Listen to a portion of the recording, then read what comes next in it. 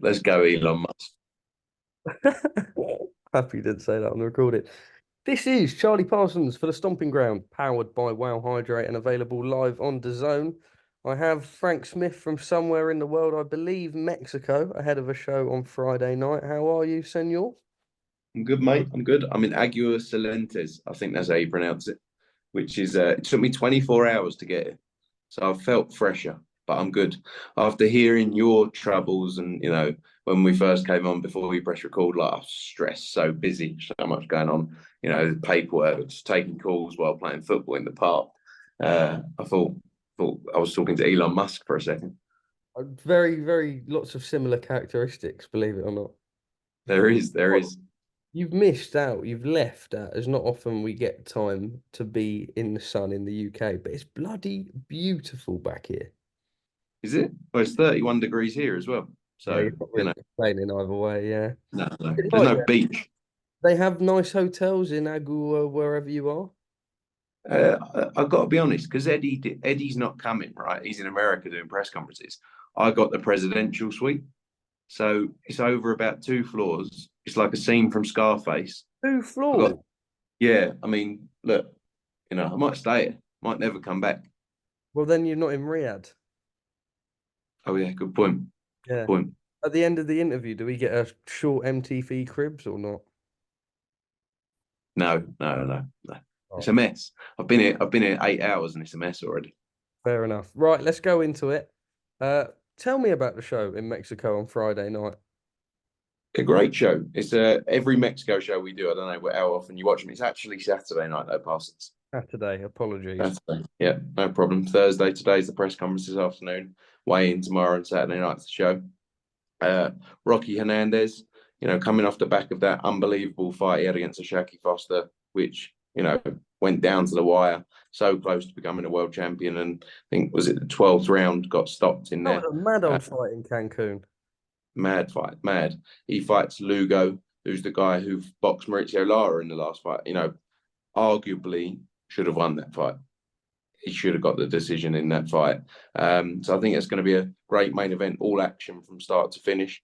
Erica Cruz as well goes in there against Romero for the world title on the card. You got Chris Deck, Balzua as well. He's on there. So a great card from Mexico. Looking forward to it. And like I say, every single one of our cards that we do in Mexico always delivers. That's why I love coming because it's always entertaining. Yeah, the Mexico shows, I can't lie, they are great fun. I've only had limited Mm. experience. Do we get any more involvement from Pepe Gomez in the near future? No Pepe Gomez. Did you go to the Pepe Gomez show? Wow. The I Pepe wasn't. Gomez I show. wasn't there. Oh, okay. The Pepe Gomez show was just the funniest week. A geezer was drinking wine ringside, had on loafers that said Pepe Gomez. I mean, it was just hilarious. Your kind of guy, really. It was, yeah. He took us on his Yeah. yacht. Yeah. I I mean, was, there you go then. What yeah. more can you ask for? I know, You're I know. living a different lifestyle to us now. Like we're just, No, no one's living a different lifestyle to you, frankincense. Um, the press conferences then, obviously Bam Estrada yesterday, and then Friday, I believe, tomorrow, Philadelphia, Boots makes his matchroom debut. The Phoenix show, I saw Eddie do a little interview actually. It's becoming a bit of a hotspot for you guys, and then obviously getting Boots back, homecoming in Philly is big. yeah, it's going to be unbelievable. The Phoenix show, as you say, press conference yesterday, Estrada against Bam, just an unbelievable fight. Obviously, on the 30th of June, so the day after, you got Mexico, I think, playing Ecuador in Phoenix. Oh, Well, so it's going to be packed out in the I've arena. done that on purpose. Yes, yeah, yeah, yeah, Okay. yeah. Not our first rodeo. Um, Thanks, though. Thanks.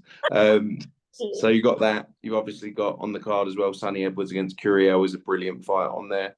Ram Norelli very close to making the Mikado fight for the world title as well. So brilliant show in Phoenix, June 29th. And we're going to have a packed out venue in there as well. So excited for that at the Footprint Centre. And then, yeah, as you say, Jaron Ennis press conference on Friday to announce his fight against Cody Crawley. So that takes place July 13th. It's a homecoming for him at the Wells Fargo Centre. And the reaction to the Jaron Ennis signing has been huge and everything around it. So, for someone who we quite openly said hasn't had the backing that he deserves and the promotional support, he's a huge star. and there's so much to look forward to with him. And I think we're going to go all the way with him. When do you get yourself to Riyadh, sir? I get back from here on Monday, and I fly to Riyadh on Tuesday. So you go home Monday. I go home Monday. I couldn't get back into, so yeah, I go Tuesday, home and then straight into Riyadh. Wow. Okay. straight to Riyadh. Some shift. And then we go Leeds, then we go to Leeds straight after that. And then we go straight back to Riyadh. And then we got a few days, and then we go to Puerto Rico, then we go to Birmingham, and then we go to Phoenix. And then July 6th, we're working on a couple of bits. July 13th, the boys will be at the Wells Fargo Centre. I will be looking like Japan, hopefully announced soon. July. That week. Sorry? July was July. that? Yeah, I heard. Yeah. Oh, okay. So yeah, lots going on, lots to look forward to. What do we think? Fury-Usyk now just, what are we, 9 days away? It's creeping up on us. 4 belts. Well, I say 4 belts. There's about 9 million belts with the WBC convention and, the lineal title and all of that. But we're excited. The two of them going to get it on at last. We know that there's potentially contingency plans already for a rematch, but who knows with His Excellency Turki Al-Sheikh. What do we think going into it, Frank? Unbelievable fight. Look, undisputed heavyweight championship of the world. Been waiting a long time for it. Hasn't happened on too many occasions, but it's here. And a great fight. And two of the best in the sport going at each other. And, both of them have got the abilities to go in there and win. That's why we love it, because it's a 50-50. Does that mean you're going to fence it if I ask for a winner off you? No, I hope Tyson Fury wins, because I think it sets up one of the biggest fights in the sport in a long time between him and Anthony Joshua down the road. You'd have, as you say, with a potential rematch, you'd have to get through that as well. Reality is they can both beat each other on their best nights. They'll both go in there and they can both beat each other. I love Alexander Usyk. We worked with him for a long time. But yeah, from a British perspective, and I think from a selfish perspective, obviously, if Tyson Fury got the win, it would set up a huge fight. Dina Kakachi, one of the fights on the undercard. I've been keeping up with Tony Sims and Joe Cordina on social media, who are stomping in like the 44-degree heat, which is just ridiculous. Joe looks in tremendous shape. Great little domestic banger in the Middle East. What do you think about that one? Yeah, great shape, but he's had a long time as well. Obviously, the fight was supposed to take place on the original date of February. So he's been in camp for a long time, hence why he's in brilliant shape. And it's a tough fight. Kakachi is going to come and bring it. This is his opportunity to come win another, win a world title. He's obviously got the IBO belt, but to come after Joe's crown. So it's a big pressure moment for him, and a big stage as well for both of them. In Saudi on the undisputed heavyweight championship card. So yeah, big night, but Joe's in tremendous shape, and he's would have done everything he needs to be in the best possible position. We see the big man, Jaya Pataya, back in the ring in a rematch against Myris Breedis. Preview of that? Brilliant fight. The first time round was unbelievable. Obviously, that's when Jaya Pataya, Myris Breedis went over to Australia. I think a lot of people didn't give him a chance, Jaya Pataya, but he delivered a tremendous performance. He's been on a great run as well. He had a good win against Jordan Thompson and Ellis Zorro. It's a tough fight. Myris Breedis, we know what he brings. He's been out for a while, hasn't been as active as Jaya Pataya, but I think, it's going to be a brilliant fight and a brilliant rematch that we're all looking forward to. Frank, out of curiosity, obviously Chantel Cameron to Queensbury. We believe it was all pretty amicable. We know like a few words here and there, but for whatever it was done, you guys decided to let her go. She went to Queensbury. Now, when Anthony Yarde, the whole situation came up about him potentially being a free agent, you guys said you wouldn't. Now, purse bids have been ordered for Buatsi Yarde for the WBO interim belt.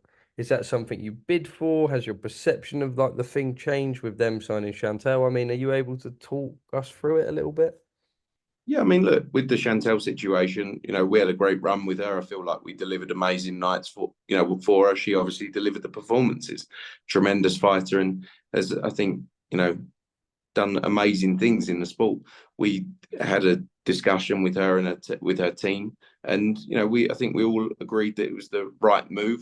We didn't release her to go to Frank Warren. We agreed to release her from a contract. I'm sure they went out and spoke to a number of different parties and made the decision to go with Queensbury. So it doesn't really, if someone's a free agent, it's happened on numerous occasions with people we get on with. even prior to the relationship change with Frank Warren. It's happened with other promoters we work with. If someone's a free agent and they get an opportunity elsewhere and we've released them or their terms up, then that's understandable. Obviously, when there's ongoing contractual relationships or not disputes, but if someone's got a contract and they're still in place, then we're not going to go near anyone, regardless of what promoter that is. So Yard Buatsi then, is that something you'd bid for if it went up for purse bids? I think you've got two promoters already with two opposing broadcast networks. They're going to be pushing quite hard. They've obviously got long-term partnerships with those fighters, so they'll have more of a, I'd say, a push to want to make that fight themselves because they've got a long-term partnership with their fighter, each individual. I'm not saying we wouldn't do it, obviously. Just like any fight, it's like when we won Teofimo Lopez against George Kambosos and bid for that when he was with Top Rank. If the fight makes sense and it goes to purse bids, for sure we'd always look at things. But I think with that one, you've got two opposing promoters. Maybe they get a deal done beforehand as well. Just moving forward, obviously, to the 5v5, it was meant to be Bivol Beterbiev. Beterbiev had an injury, in the build-up to the Callum Smith fight. Are you able to shed any light on that, just from your hand, what you've heard? No, I know he's got an injury. It all happened very quickly, literally as it was announced. We found out a couple of hours before.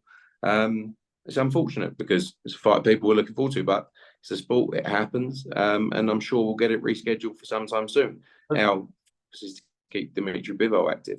I'm going to say a contingency plan for November or something, I heard.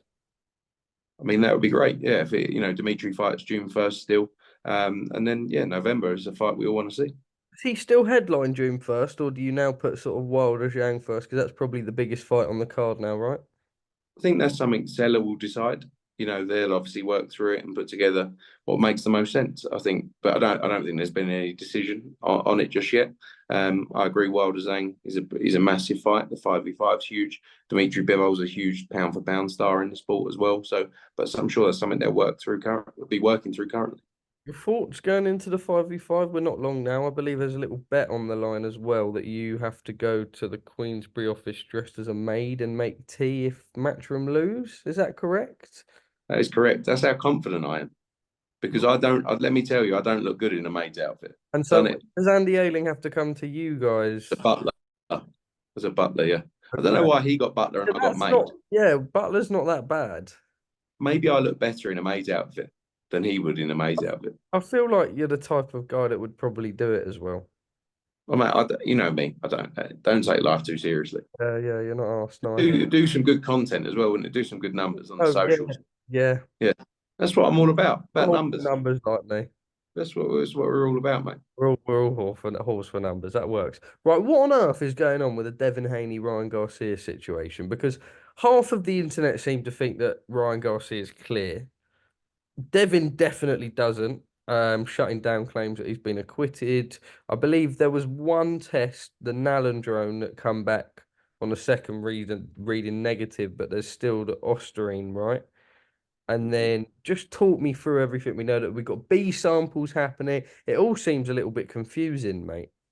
Yeah, I don't want to go too much into it because I don't know too much. Like you say, I see a lot of the stuff on social media. There's lots of conversations ongoing. I'm sure when it's cleared up, it will be announced by the relevant parties. The B samples, as you say, they probably wouldn't have been tested yet. I think they're getting tested in the next week or something. Maybe something I may have seen. Or something? Sorry? Just after Fury-Usyk, first couple of of that next week. So until those, nothing can be settled until those are dealt with anyway. So it's still an ongoing situation, like a lot of these things. The reality of the situation is it can't really be spoken about in too much depth because it's confidential matter, and I'm sure as and when it's cleared up, it will be announced officially. Shakur Stevenson has made his intent clear to become a free agent after this fight.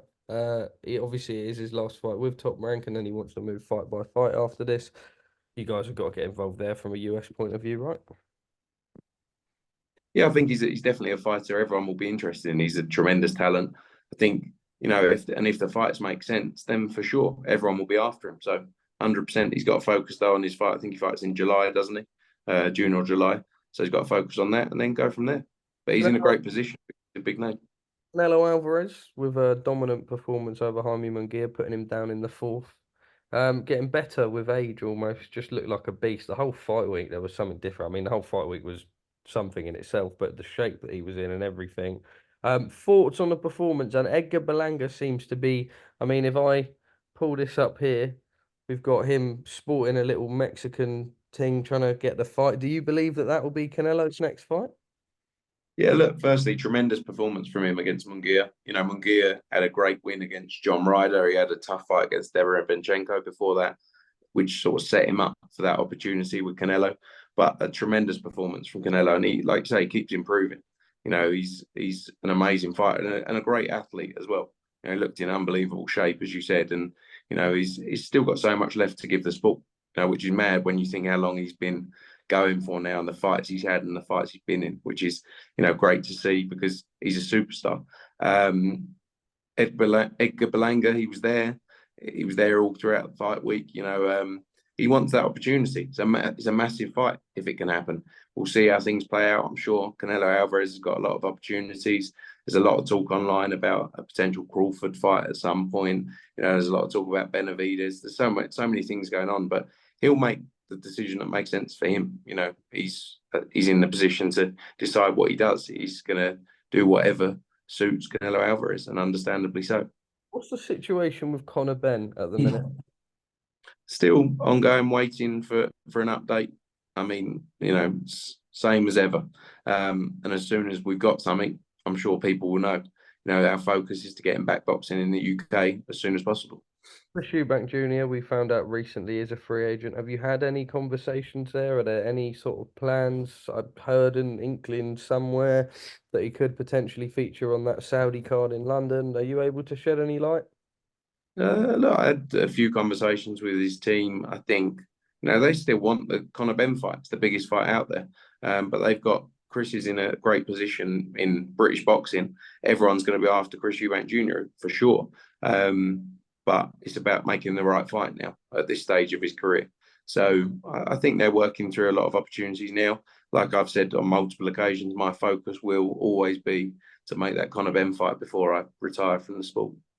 Just out of curiosity, I'm just like sort of whenever I watch like American US boxers having beef, it makes me laugh so much because you know, like when you've got Josh Warrington and Lee Wood going at it, it's very British. You know, you've got a shit haircut, you're this, you're that. The Americans are just different. Like they're always beefing on the timeline, loads of curse words. Javonta Davis pulled up on Devin in person and then took a photo by Devin's truck. Now, I don't your thoughts, I'm sure people, I mean, it's just whatever, but do you ever just watch it and just baffle? Because I suppose it's a culture thing, right? But like they're going at it like almost like, not to disrespect them, but it's almost like what teenagers do. Yeah, I suppose you could say it either way. You could say talking about someone's haircut is the same. Like it's all the same, isn't it? It's all building something up, and you know, a lot of if there's real rivalry, you can definitely tell when there's real rivalry between people. Look, it's part of what makes the sport is the reality. You know, some fighters are go in and can be gentlemen, and the fights are big enough to sell themselves. Other fights, you know, it's part and parcel of it. And I quite enjoy it, to be honest. As long as they're not saying anything about me. Fair enough. Right, Frank, it is a pleasure. Thank you for making the time for me today. I know you squeezed me into your busy Mexican schedule. What's the time over there and what's occurring other than the press conference today? Do you get to sit with Sean and Kev and have a bit of grub? It's 10 a.m., mate. It's 10 a.m. So done some calls, got some more calls coming up. Press conference late this afternoon. And yeah, as you know, I eat everywhere I go, so I'll be eating. Yeah, but fine, whatever. Not even going back to you on that one. Frank Smith, keep it You lemon. get back to football. I've got an hour of football and then I'm on with Clarissa Shields. Keep it lemon, Shan. Give me a chava. What's a chava? This chava. Java. Chava. See you later. Java. In Mexico. See you Bye. in Riyadh.